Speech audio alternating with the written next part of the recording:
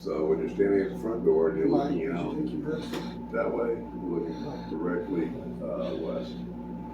If you're at the back door looking out, you're looking directly east. The house has 6 windows on each floor. 4 of them are angled in the corners. 2 of them are on what we call flat walk or flat. As you can see, this one's here and that one's flat. Flat. Flat windows are very interesting because of the fact that that window points directly to the south, and this window points directly to the north on all sides. Doesn't stop there. We just had an equinox. He also incorporated the house so it said so that whenever there's an equinox, spring, fall, summer, and winter. The summer was just over here. Summer to the south, winter to the north, where it gets cold. Yeah, so it's all, so the equinoxes are all at the right point, so he's got those on. And each floor, it's the same thing, there's 4 rooms on each floor, 6 windows on each floor, and they're all the same position. Yeah. You know, So like the window up there is directly above the window right here, is that right? Is that? Whenever you're the window upstairs, in this room is where the green room is. The only room upstairs besides that one that has 2 windows in it, and this one has 2 windows in it. The back windows on the other one. So I mean, it's pretty genius. Also, there is a place where you can find 13 stairs in this house. And all masons put 13 stairs in the house somewhere. Some people say that he built a spirit trap here. If he did, he built one of the best spirit traps I've ever seen. So, but you know, you've got a lot of different things happening here. The war comes to the house in February 13th of 1862. 9,000 Confederate soldiers that were in Bowling Green come under attack.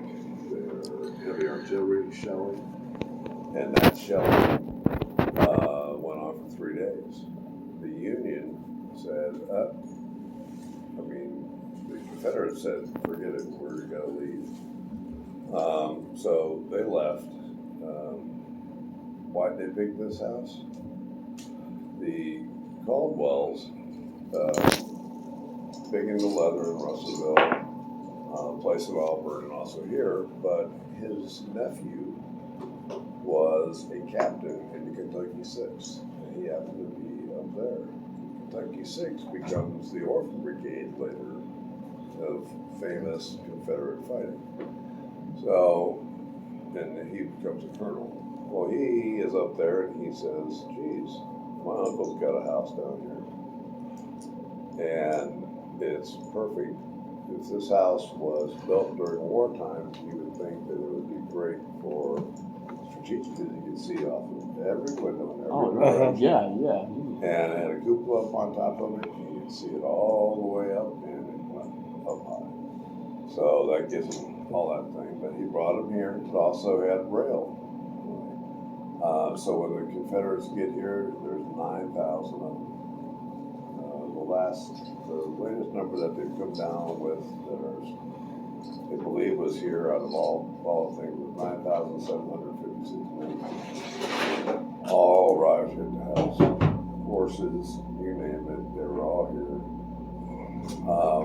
He had 1,500 acres at the time. Morgan was here, Arthur was here, all of them was here, Wheeler was here, you name it, they were here. So it seems like not only the house has a lot of history, but the land on it does as well, huh? And it had history beforehand. Oh, it did? Okay. There are natives, and you can see native things here. I mean, this house has it all. I mean, it almost sits on the 37th parallel. It's 36.8, I think, now.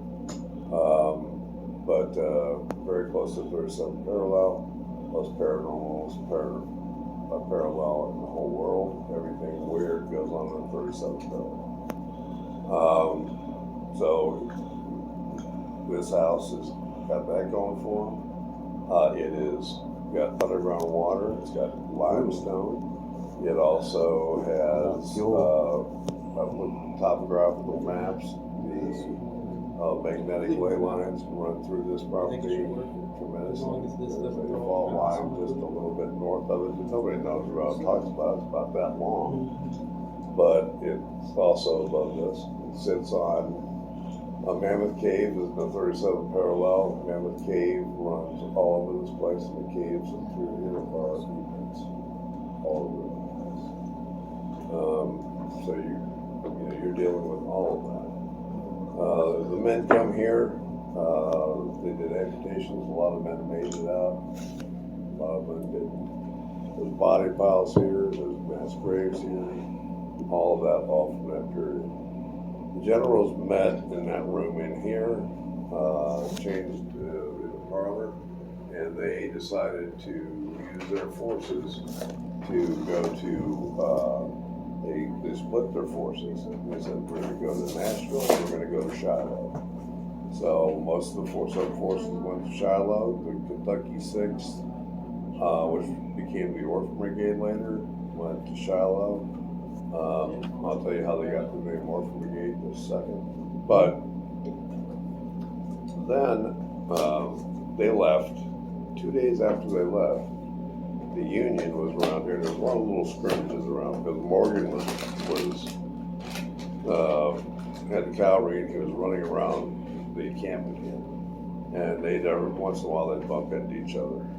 They'd have a little shootout back and forth. Well, when they all moved out, the Union came here. 5,000 Union men camped here. They didn't take care of their sick. And then pillaged, raped, and did everything imaginable in this house. The atrocities are, you don't even want to know. So there's a dark history to it as well, huh? Deep, dark history, a lot of blood in the land, everywhere, so. Wow. So there's a ton of spirits here.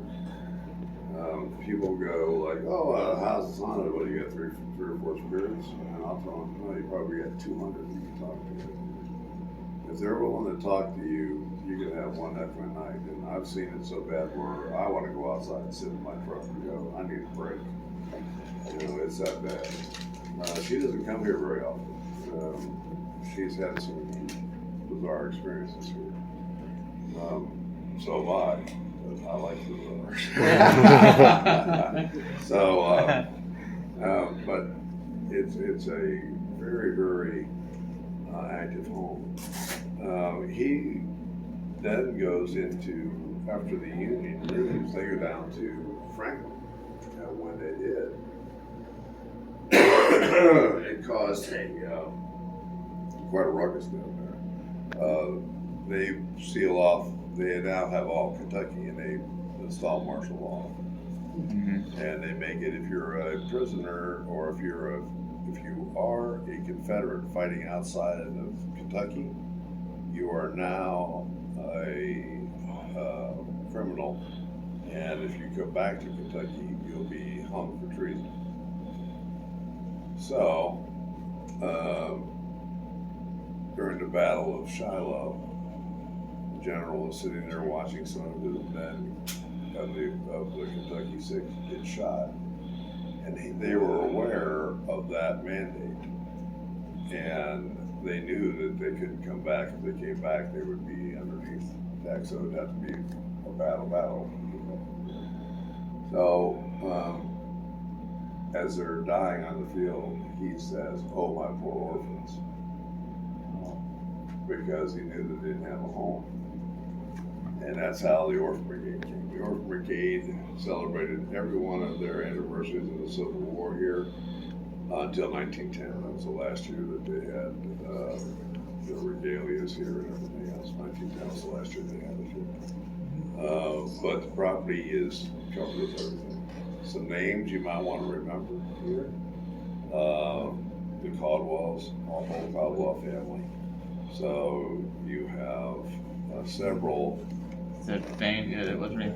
Fanny? Fanny. Fanny and Fanny doesn't Elizabeth. show up very much. She's in the house now and then. Okay. Mary Elizabeth, AJ Jr., AJ Devon. There is Harriet, of course. She is here quite a lot.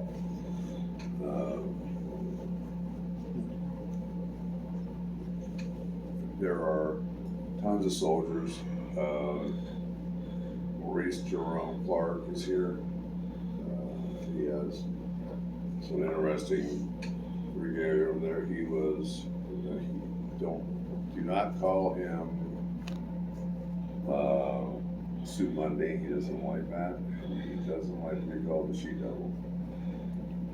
But that was his gig. Sometimes he doesn't mind being called just Sue. Sue? But, answer that. There are Andrews here. You can call him Andrew, or Andy. His wife, Elizabeth. His mother, Elizabeth Mary. Elizabeth Betsy Caldwell is upstairs for quite a while. Maddie is upstairs. Minnie is upstairs. Mama. Anne. Mary Sarah. Roxanne. Charlie. Wow. Samuel. David. Moses.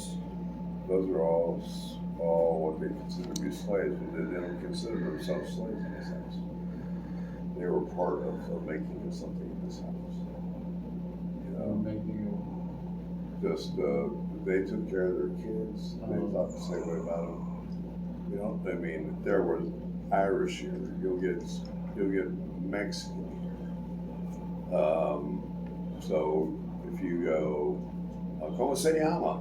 You might get somebody to say, my name's Carlos. So they're all here. It's crowded, and then you have all the soldiers. Tim, Mark, what's the one? Bart. What's that one song about? Virgil. Virgil is here. So there's all kinds of different. Peter Brown's here. All different kinds of different names that we've got in the past, and they just continue to come up because they're all floating around here. People walk by and they'll see people come in. And I've been in the house before. They walk around the property. They go, "It's so cool that you have reenactors here." We don't have any reenactors. I just saw one out there. It's just me on the property. It's just me here. I'm not kidding you. Oh, well, I actually said hi to him.